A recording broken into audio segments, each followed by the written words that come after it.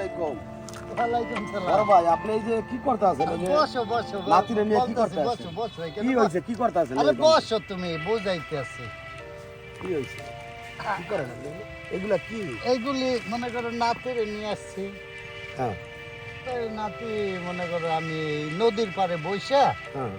চিন্তা করতেছি আমরা একটু রিল্যাক্স ফিল করি। রোজা রমজানের দিন আমি বুঝলাম না কিছু। আপনি আচ্ছা relax তুমি বুঝতে চাও? বলতে তো চাই, আপনি কি এগুলা এখানে কি? বসো। এই যে আপনি দেখলাম আচ্ছা। খাইতে, আবার এই যে নাতি খাইতে আছে, আমরা আপনি সিগারেট মনে করি- টানবেন, কি ব্যাপারটা কি? আচ্ছা। বুঝলাম না কিছু। খাওয়া দাওয়া করলে কি রোজা ভেঙে যায়? সিগারেট খেলে আচ্ছা, রোজা ভাঙে? আপনি জানেন না যে হাদিস সম্পর্কে আপনি জানেন কিছু?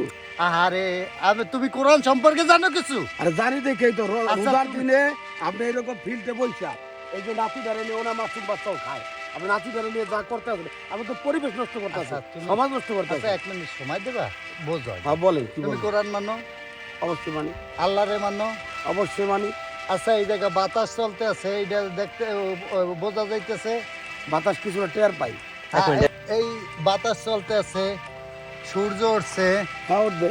তারপরে এই গাছপালা, একটা গাছের পাতা কি আল্লাহর হুকুম ছাড়ালো রে? না না না, তো তুমি এইটা বোঝো, এইটা বোঝো যে আমি আল্লাহরে বিশ্বাস করি না। ইনশাল্লাহ আমি আল্লাহরে বিশ্বাস করি। আপনি খাইয়া রোজার দিনে এই যে ফিল্ডে বইসা মানুষের দেখা আরে দেখা খাবেন, ফিল্ডে বইসা কোথায়? আর আপনি বলতেছেন যে আল্লাহরে বিশ্বাস করি। আপনি আল্লাহরে কি আর বিশ্বাস করেন? শোনো, রোজা কি আল্লাহর হুকুম না?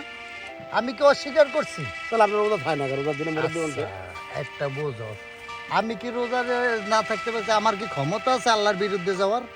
ক্ষমতা নাই, কিন্তু আপনি যাইতে আছেন। না, আমি কি যাওয়ার কিনা? আমারে যদি আল্লাহ ওইটা কইতো তে রোজা তো রাখতেই হবে, আমারে তো জোর দিয়েও মনে করো রোজা রাখাই দিতে পারতো। দেখো নামাজ, রোজা, হজ, জাকাত এগুলি তো আমরা বিশ্বাস করি, আল্লাহরে বিশ্বাস করি না? করি। তা আল্লাহরে বিশ্বাস করি, আমার তো মন পরিষ্কার। আমি আল্লাহরে অস্বীকার করছি, নামাজও অস্বীকার করছি। তুমি আজ পর্যন্ত শুনছো আমি নামাজে বাধা দিছি? শুক্রবার তো আমিও নামাজ পড়ি। তো এইটা বড় বিষয় না, বড় বিষয় হইতেছে একটা গাছের পাতাও আল্লাহর হুকুম ছাড়া লড়তে পারে না। তা আমি আল্লাহর হুকুম ছাড়া কি মনে করে এই যে সিগারেট খাইতে পারতেছি, এই নাতি নিয়ে বসতে পারতেছি? ইনশাল্লাহ আমাদের মন পরিষ্কার আছে। আর আল্লাহ যদি চিন্তা করে যে উম্মাদি মোহাম্মাদি যারা আছে তারা বিনা হিসাবে সব জান্নাতি, তুমি কি ঠেকাইতে পারবা মেয়া? আমি ঠেকাবো কেন? আপনি তো এই যে আল্লাহ বিরোধী কাজ করতেছেন ভাই। আরে না, এইটা তুমি বুঝবা না। এইটা তোমরা হলো শরীয়ত নিয়ে পড়ে থাকো, এইটা মারফত মানে উপর ক্লাসের। তোমরা স্কুল না, এটা কলেজ ইউনিভার্সিটির বিষয়। আপনার ভাই আমি বুঝতে পারবো না। আপনি হলো মানে আপনি হলো কি কম, আপনার বুঝার মতো নিলে আল্লাহ মানে আপনি বুঝাইতে পারবে কিনা সন্দেহ। না আপনি ওইটা আপনার তুমি ঠেড়া বললো না। লোক। আপনি মানে ঠেড়া লোক। আপনি ঠেড়া এই লোক কথা কি মুরব্বি মনে বলতে করো? আপনি হলো এই কথা আছেন না, আপনি না এইগুলি মনে করো ঠিক না। দাদা খাই, ওই খারাপ মানুষ ওগুলোকে কথা কইতে নাই। তুমি ওইটা খাও, আমি সিগারেটটা জ্বালাই। ইনশাল্লাহ কিছু লোক আছে এরকম যাদের অন্তরকে আল্লাহ সিলগালা করে দিয়েছে, ঠিক এই বৃদ্ধ লোকটার মতন।